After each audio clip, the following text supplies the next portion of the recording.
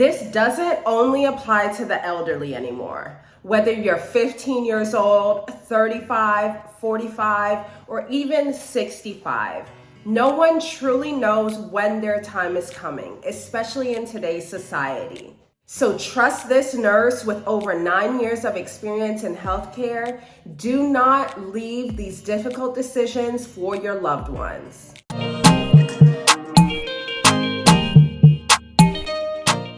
Welcome everyone to the Momma Nurse channel. I'm Vanessa, and here we discuss all things nursing, motherhood, and lifestyle. Make sure you leave a like on this video. Don't forget to subscribe to the channel, and make sure you hit that notification bell so that you don't miss out on any uploads. Your clock can run out at any point in time. And if you happen to be in the hospital when your clock runs out, that determines the care or treatments that you receive or don't receive, based on your wishes. But if you don't make that decision before you get ill, then it's up to your loved ones to make those decisions for you. So let's talk about code statuses, what each one entails, plus some more end-of-life decisions. Full code. This means that we as healthcare providers will provide all the medications, treatments, CPR, everything that you would need to keep you alive. This would include intubation, being on a ventilator, CPR, giving blood products, starting dialysis or CRRT, which is continuous dialysis. You name it, we would provide it to keep you alive.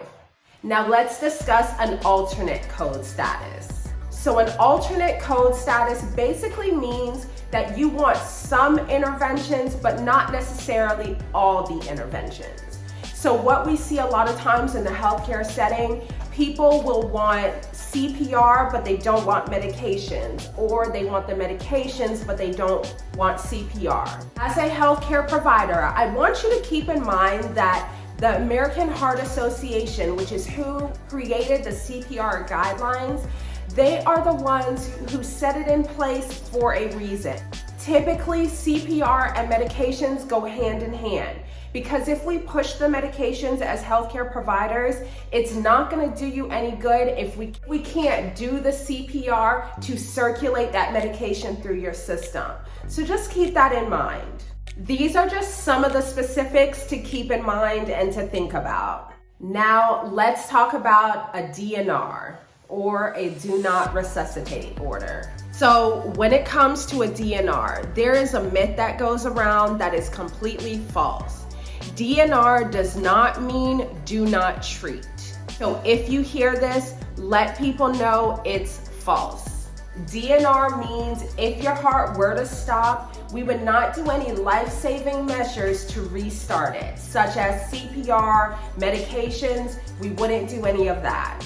You would still receive all of the necessary medical treatment while you are in the hospital or whatever care setting you are in. A DNR allows you to go peacefully and without any major interventions or alterations to your body or your life.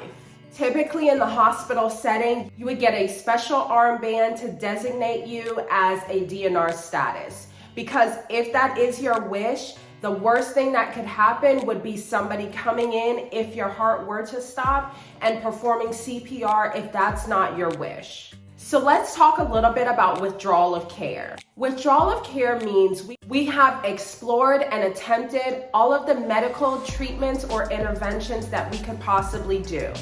You may not be improving, or you may just physically be tired and not want to do anymore.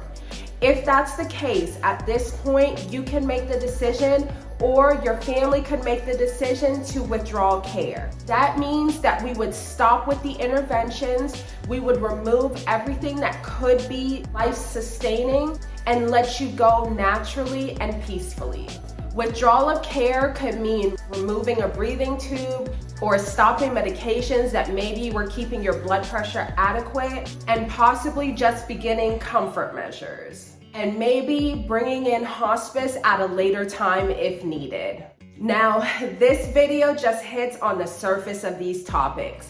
There's so much that goes into end-of-life care and end-of-life decisions. Make sure you sit down with your family members, your loved ones, and let them know things that you are okay with and things that you absolutely wouldn't want. Like, who is your LAP, your legally authorized person? This would be the person that would make legal decisions for you if you weren't able to. This could be your best friend, it could be your mom, your dad, your spouse, or even your children. They can make these decisions either before or after you're able to make decisions for yourself. Next of kin would be your legally married spouse, then your adult children, then your parents. This order would legally be applied even if you haven't spoken to someone in 10 plus years. These are some things to think about before you get sick, get in a car accident, or end up in the hospital, because life can truly hit you at any moment in time. So what questions do you have about end-of-life decisions? Make sure you comment down below so that you can be prepared, God forbid, if you end up in a hospital bed. As always, I hope this information was beneficial to you. Make sure you leave a like on this video. Don't forget to subscribe to the channel. And until next time, all love.